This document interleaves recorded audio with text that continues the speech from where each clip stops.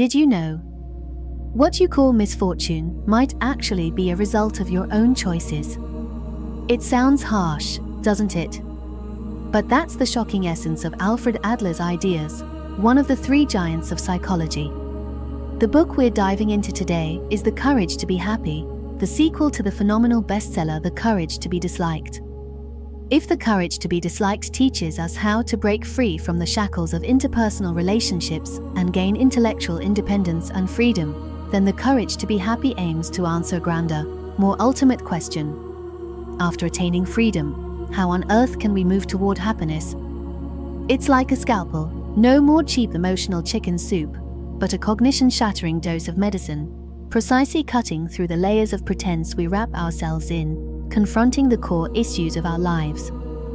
So, if you've ever been drained by interpersonal relationships, if you've ever suffered deeply from others' evaluations, please pay close attention in the following time. For we'll dive together into the depths of Adler's thoughts to find that courage to be disliked that truly belongs to you, and ultimately, the courage to reach happiness. A quick interlude. Lately, many people have messaged me saying the speech speed is too fast, or asking if there's a platform just for listening. Starting today, you can click the Chishure music link at the bottom left of the video, download and install it, and you can listen to all my content for free. It supports speed-adjustable playback, lets you freely create playlists, and you can even listen with the screen locked and set a timer to turn it off. Now let's take Adler's sharp scalpel and conduct a self-examination that faces the harsh reality. The first cut will be directed at something we deeply believe in and love to use as a shield: psychological trauma. We're too accustomed to explaining our lives with causal theory, i.e., everything now is caused by the past. The flag bearer of this logic is none other than the great psychologist Sigmund Freud, who made us believe that our unhappiness today and our various flaws can all be traced to a certain childhood shadow or a past injury, a definite root cause. This theory gives us a seemingly irrefutable reason to stay put comfortably, to feel relieved about our inaction, because it tells us, it's not your fault you're like this, it's all the past's doing. But Adler, that giant of thought contemporary with Freud, put forward a theory that could shake our worldview. He wants to give us a strong dose of reality, telling us, wake up. Your misfortune has no direct connection with your past. On the contrary, the reason you're unhappy now is likely that you've actively chosen unhappiness for a certain purpose. This subversive view is the cornerstone of Adlerian psychology, teleology. To understand this seemingly harsh theory, let's look at a scenario mentioned in the book, one that's common in life. A mother is having a fierce argument with her daughter when the phone rings. The mother immediately picks up the receiver, her tone instantly turning gentle and polite. "Hello, is this teacher Wang? Thank you for taking care of our child." She talks amiably with the teacher for 5 minutes, but the moment she hangs up, she seamlessly turns back to her daughter and starts shouting again. Is this mother's anger an uncontrollable emotion that burst out? Clearly not. If emotions were truly as uncontrollable as a raging flood, she could never have acted perfectly fine during those 5 minutes. Thus, Adler argues that anger is not a passive response, but a tool that can be turned on and off at will. This mother chose anger as the most efficient tool to achieve the goal of quickly intimidating her disobedient daughter into submission. She didn't shout because she was angry. She manufactured the emotion of anger to shout. This logic also applies to how we view psychological trauma. For example, a person who's terrified of socializing and dare not speak in public will tell you it's because they had an embarrassing experience in public as a child, a trauma that still haunts them. This is a typical causal explanation, but Adler's teleology offers a new perspective. On the contrary, he clings to that past traumatic experience to achieve the goal of avoiding the possibility of failing or being mocked in interpersonal relationships again. He uses it as a one-size-fits-all shield, providing a perfect excuse for not participating, not challenging, not acting. This point is crucial. Past trauma is not the cause of our current failures, but materials and evidence we carefully select to achieve a certain evasive purpose. I know this view is harsh, even offensive. It sounds like it's saying our pain is fake, an act. That's not what Adler meant at all. Your pain, your anxiety, your fear, these feelings are 100% real. But he invites us to examine these real emotions from a new angle, to see their function and purpose. They are not just outcomes that happen to you, but active choices you made to achieve a certain goal. Adler's philosophy is about daring to say no to our past. He tells us that what determines your life is not what you've experienced, but the meaning you choose to assign to that experience. The initiative in life is not in the past, not in the environment, not in others. It's always in your hands, right now. Admitting this requires great courage, because it means we can no longer hide under the protective umbrella of being victims. We must face our lives directly and take full responsibility for them. But at the same time, it gives us boundless hope and strength, because if life is determined by our current purposes and choices, it means no matter what our past was like, no matter what situation we're in now, from this moment on, we all have the possibility to choose again, to start over. So, friends, the first step toward happiness is to use the ideological hammer of teleology to smash that rusty lock called the past and trauma, a lock that seems unbreakable, but is actually held tightly by ourselves. However, when we stop blaming the past, we quickly realize that almost all the purposes that make us choose unhappiness and escape are related to the same thing. Adler made an even more astonishing assertion about this, which is the core we'll explore next. In the previous section, we used the ideological hammer of teleology to smash the chains of the past and reclaim the initiative in life. But after standing up, a new question arises. Why do troubles and pain still linger even when we stop dwelling on the past? To this, Adler put forward a more thorough and shocking assertion. He said, all human troubles stem from interpersonal relationships. A natural rebuttal would be that this is too absolute. I worry about my income, my figure, my health. These seem like very personal issues. How could they be about interpersonal relationships? Adler's insight is that these things themselves don't directly cause trouble. What makes you troubled is your placement of yourself in the network of interpersonal relationships through comparison. A person's wealth can't be defined as poverty or wealth without comparison to others. A person's appearance won't evoke feelings of ugliness or inferiority unless they see someone more outstanding. In other words, if you were alone on a desert island, these objective conditions wouldn't bother you. It's only when you enter society, enter crowds, and place yourself in the coordinate system of interpersonal relationships that troubles arise. All our pain comes from the feeling of I'm inferior to others generated through comparison with others. This feeling of I'm inferior, Adler called it inferiority feeling. It's important to emphasize that in Adler's theory, inferiority feeling itself is a neutral term, even positive. It stems from our pursuit of ideals and dissatisfaction with the status quo, serving as the driving force for our efforts and progress. For example, recognizing a lack of knowledge spurs us to study hard. Realizing inferior skills pushes us to train diligently. This motivation to improve is common to all and very healthy. However, many people distort this healthy inferiority feeling into a toxic, fixed mindset, an inferiority complex. The core difference lies in whether shortcomings are seen as motivation to move forward or as an excuse to escape.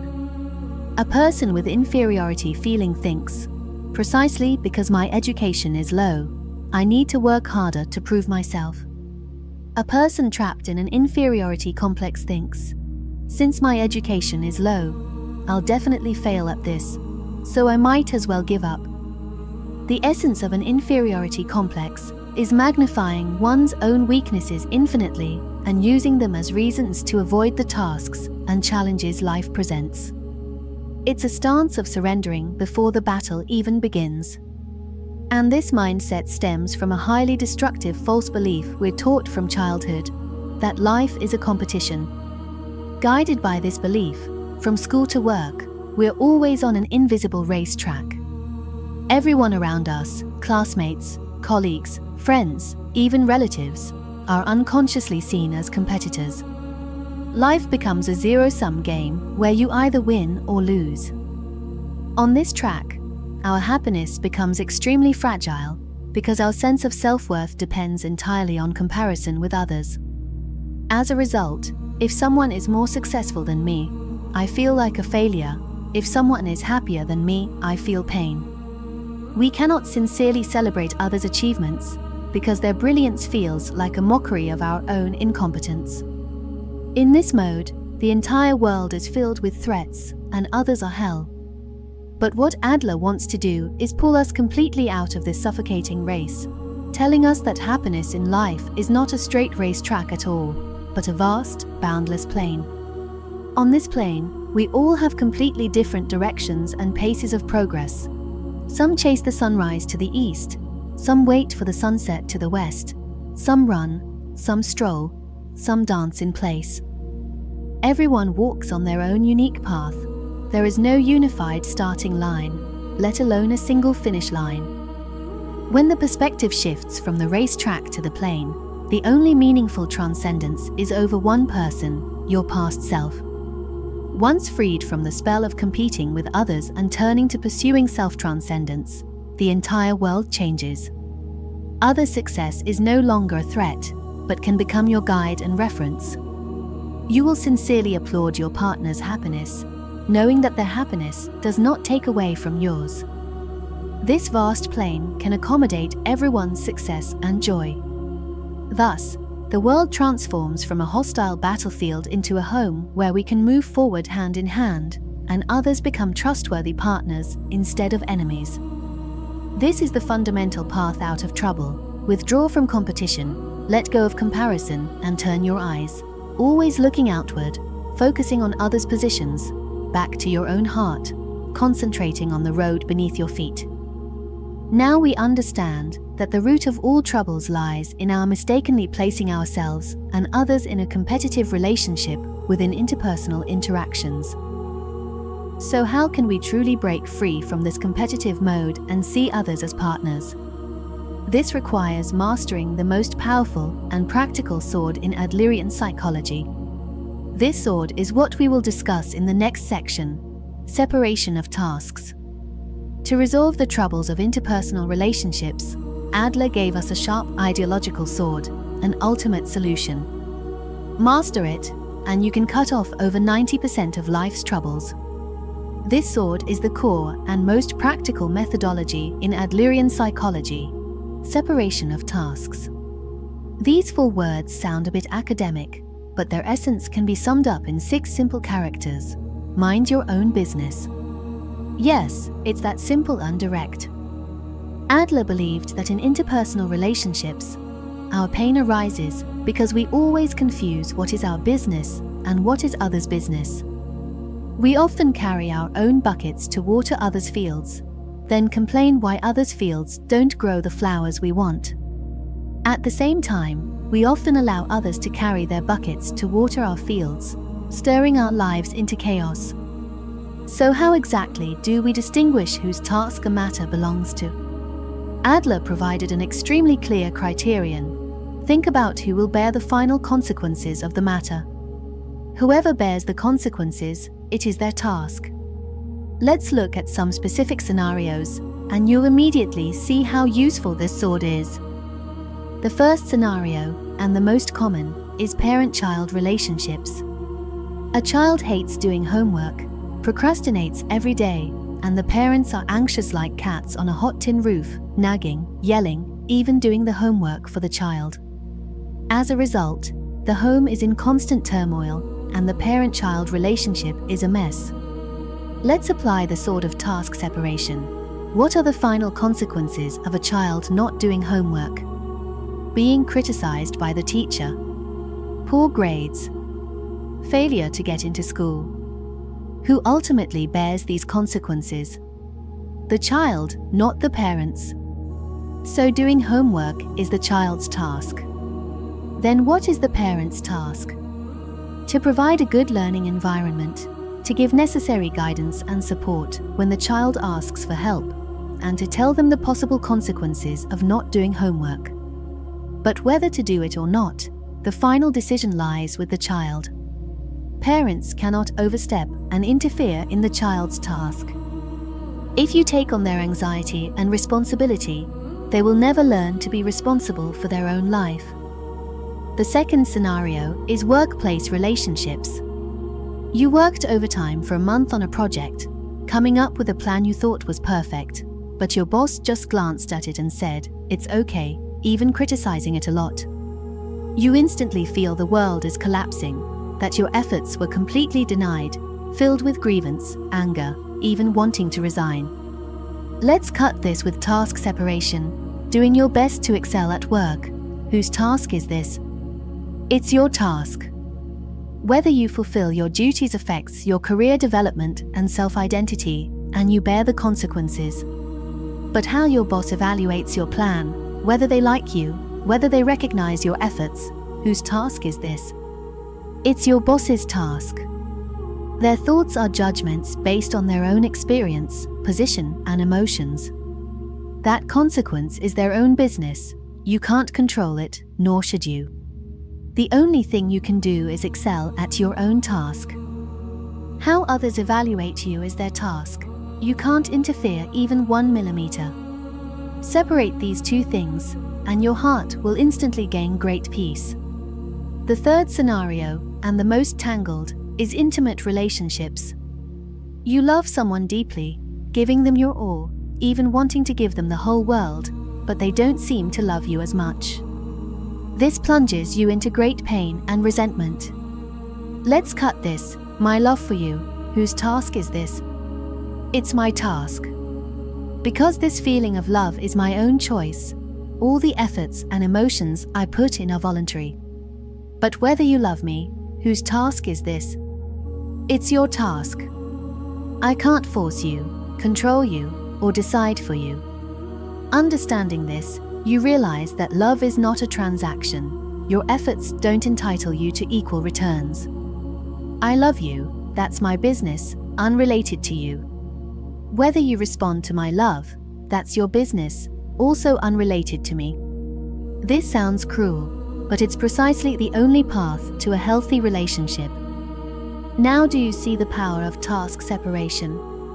It's like a sharp sword, cutting off the messy, tangled, unhealthy expectations and control between people. It shifts your focus from others' tasks, things you can never change, to your own task, the only thing you can control. Doing this naturally leads to another core concept in the book, the courage to be disliked. Why? Because when you truly practice task separation, when you decide to be responsible only for your own life and no longer meet others' expectations, some people will inevitably be unhappy, disappointed, even dislike you. That controlling parent will dislike the disobedient you. That boss accustomed to your flattery will dislike the ungrateful you. That partner enjoying your contributions will dislike the uncompliant you. The courage to be disliked does not mean actively making others dislike you, but when you are disliked for sticking to your own task, you can calmly say to yourself, "Your dislike of me is your task, unrelated to me. My life does not exist to meet your expectations." This is ultimate freedom, a freedom from living in others' evaluations, responsible only for your own life. So friends, task separation does not make us selfish or cold. On the contrary, it is a higher form of respect. I respect my boundaries and yours. I don't interfere with you, and you don't interfere with me. We each take responsibility for our own life tasks, then can build truly healthy, cooperative partnerships as two independent, complete individuals. This sort of task separation is our strongest companion in cutting off troubles and gaining freedom. But after separating tasks and gaining freedom, is life just over? How can independent individuals connect to achieve true happiness? This is the final map to happiness that Adler points out. and what we will explore together in the next section, the feeling of community. In the previous section, we finally obtained that sharp sword called task separation. But after separating tasks from everyone, becoming independent, free individuals, what is our life goal? Is it to live alone, without interfering with each other?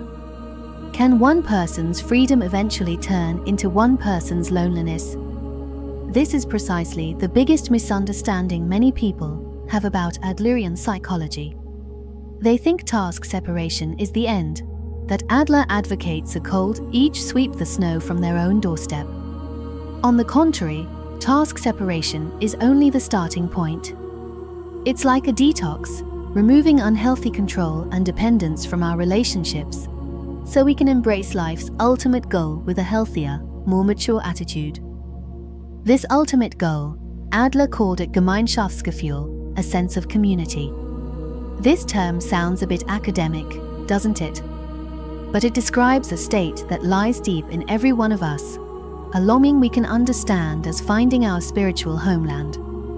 What is a spiritual homeland?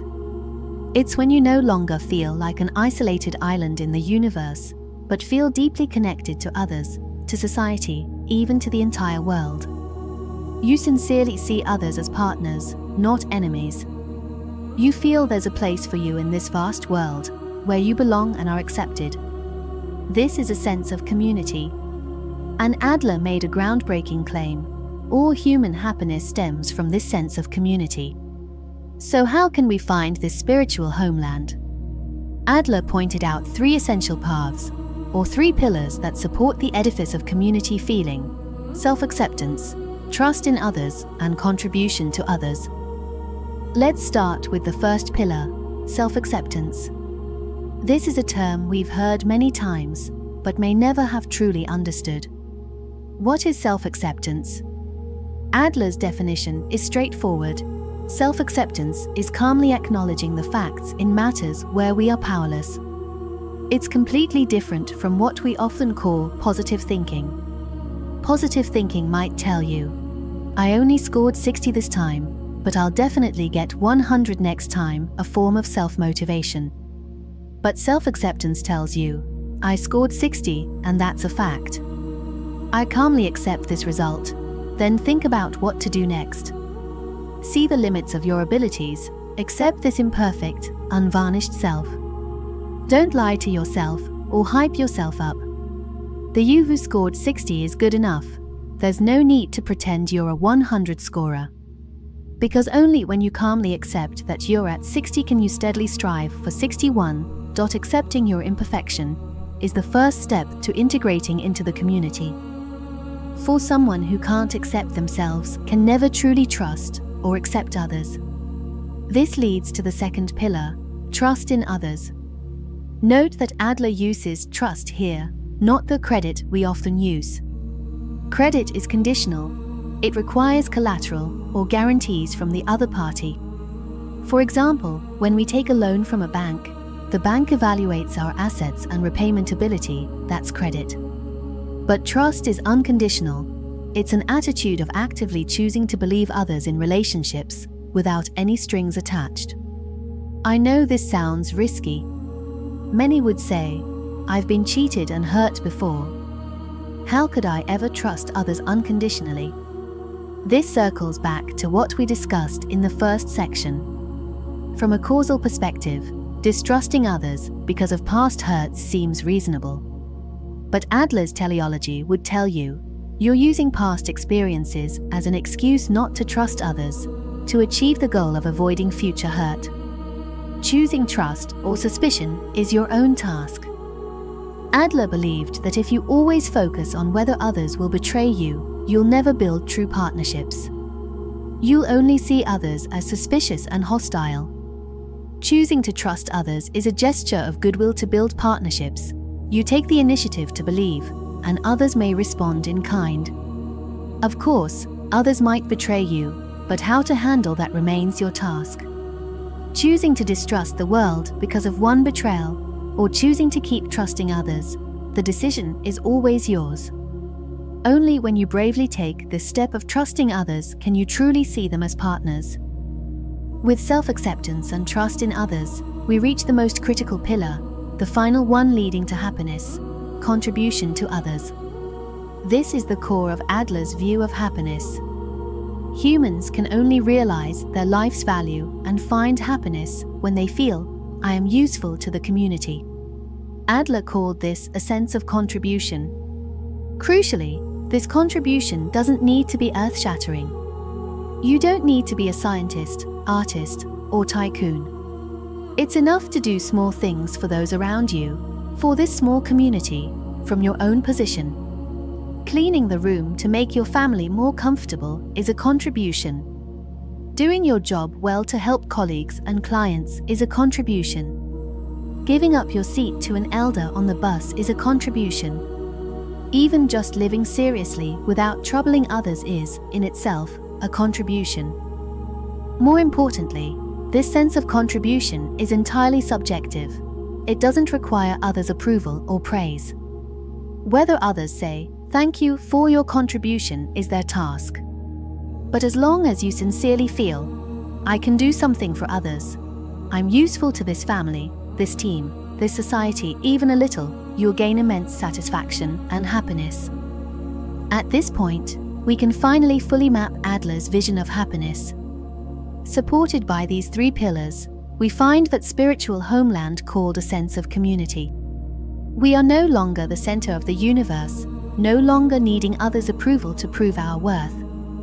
Instead, we live happily in the community as valuable, needed members. This is the path to happiness Adler pointed out. So, after understanding this map to happiness, where do we put it into practice? Which life task best tests our capacity for self-acceptance, our courage to trust others, and our commitment to contributing to others? The answer is life's grandest and most difficult task, the one we'll explore in the next section, love. In the previous section, we finally obtained that ultimate map to happiness. We understand the theory of community feeling, but Adlerian psychology is practical. It's not for empty talk, but for action. So which area of life best tests whether we've truly mastered these three treasures? Which task best reflects our courage and maturity? Unquestionably, it's love. Adler believed that work, friendship, and love are the three essential tasks of life. Among them, the task of love is the hardest yet most rewarding. A mature, happy, intimate relationship can be said to be the ultimate expression of community feeling. But before exploring how to build such a relationship, we must first shatter the most widespread and deadly illusion about love, that love equals possession and being loved. Let's look at what an immature relationship usually looks like. Its core is a state of fusion, you and me and you.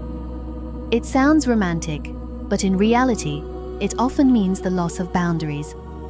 We think, your business is my business, and interfere in your decisions, or try to change your habits in the name of, "I'm doing this for your own good," hoping to mold you into our ideal.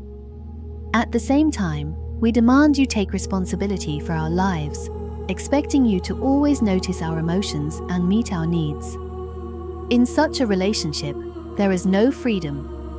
One party may act like a prison guard, constantly monitoring the other, checking phones, interrogating whereabouts, demanding instant replies to messages. Behind all these actions lies deep distrust, a fear that, if you escape my control, you might betray me. This so-called love is essentially selfish possession. It pursues not happiness, but false security. Another aspect of such relationships is an extreme craving to be loved. We pin our happiness entirely on having someone who perfectly loves, understands, and satisfies us. We act like a crying infant, waiting for our partner to fill the void in our hearts. As for our past traumas, if the other party fails to address them, we feel profound disappointment and anger, thinking, "You don't really love me." This obsession with being loved is an escape. It makes us abandon responsibility for self-growth, handing the key to happiness entirely to others. This is why most people suffer in love. We use love as an excuse to control and take. So what does the truly mature, happiness-bringing love advocated by Adler look like? Adler's definition is enough to overturn our perceptions. He said, "Love is not a passion or a feeling, but a decision, a task requiring two people to complete together an art." See, he transformed love from a passive state of falling into an active verb of building. This means love is first a decision. I decide to build the closest partnership with this person. I decide to prioritize our happiness over my own. To accomplish this arduous yet beautiful task, we precisely need the three treasures we learned in the previous section: self-acceptance, trust in others, and contribution to others. First, mature love begins with self-acceptance. A person who accepts themselves is self-sufficient, neither humble nor arrogant. They don't need to find a sense of superiority in their partner due to inferiority, nor do they suppress their partner everywhere out of conceit. They can face another independent person with a complete, independent personality. They don't need the other person to save them because they stand firmly on the ground themselves. Second, mature love must be built on the foundation of trust in others. This means you choose to unconditionally trust your partner, not because they are perfect and never make mistakes, but because you believe that no matter what happens, they will be your most loyal partner.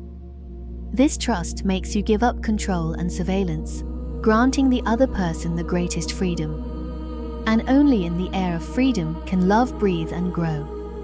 What is imprisoned in a cage is not a lover, but a pet. Finally, and most crucially, mature love is embodied in contribution to others. Its core is no longer thinking, "What can he bring to me?" but "What can I do for him and for our relationship?" Your focus shifts from taking to giving. You rejoice in your partner's success, share their pain, and no longer calculate your efforts and gains. Contributing to this community of love itself allows you to experience the deepest sense of life's value and happiness. By loving another person, you transcend your small self and reach a broader world. Adler used a wonderful metaphor. Building an intimate relationship is like learning to dance a duet. Two independent people are two independent dancers. They must first be able to stand firm and dance their own parts well. Then they must fully trust each other, believing that the other will step on the beat and respond. Finally, they must cooperate to present a harmonious and beautiful dance. In this dance, they maintain their independence while being intimately connected with each other. Together, they create a new harmony and beauty that transcends the two individuals.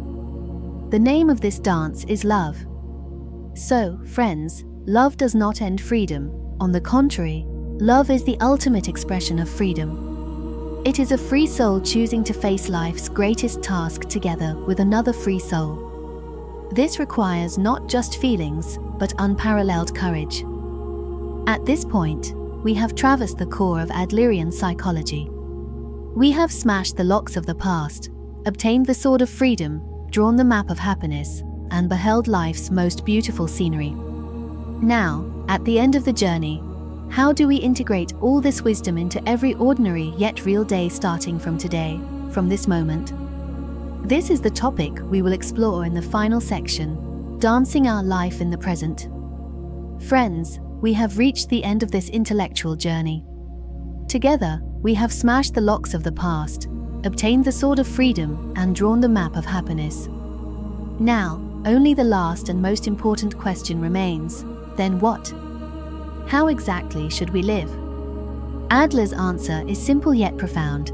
Stop seeing life as a line leading to an endpoint, but instead experience life as composed of countless present moments. We are too easily trapped in linear time, always feeling that the present is merely a preparation stage for some future goal. For exams, for work, for retirement, our lives seem like a hurried journey, sacrificing all the scenery along the way just to rush toward that illusory endpoint. But Adler reminds us that such a life fundamentally misses the possibility of happiness. He offered a beautiful metaphor. Life is not mountain climbing, but a dance. Mountain climbing has a clear goal, the summit. As long as you haven't reached it, Your life is always in transit, full of hardships. Dancing, however, is completely different. The purpose of dancing is not to move somewhere. The movements of dancing are the purpose themselves. Every spin, every stretch is complete and enjoyable at the moment it is made. So, stop drawing a straight line for life leading to a distant future.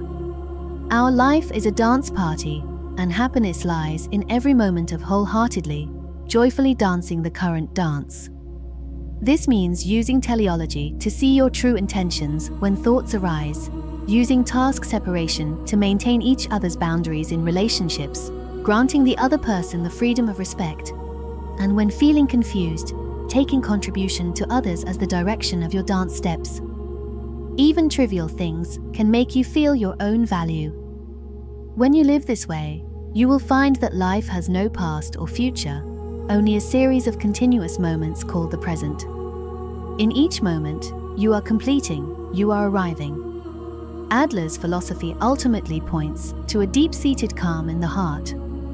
It is not a slogan on the lips, but wisdom integrated into every corner of life. It is having the confidence to walk your own path when others do not approve of you, because you know that is their task. It is calmly facing your imperfect self and saying, "This is good enough," which is self-acceptance. It is daring to reach out first and unconditionally trust your partner. And it is finding opportunities to do something for others in daily trivialities, and from that, realizing your true value. That is the source of happiness. So stop waiting. Happiness is not a future tense that needs preparation. It is a present continuous tense that can only happen in the moment. Thank you all for watching, and we'll see you in the next book.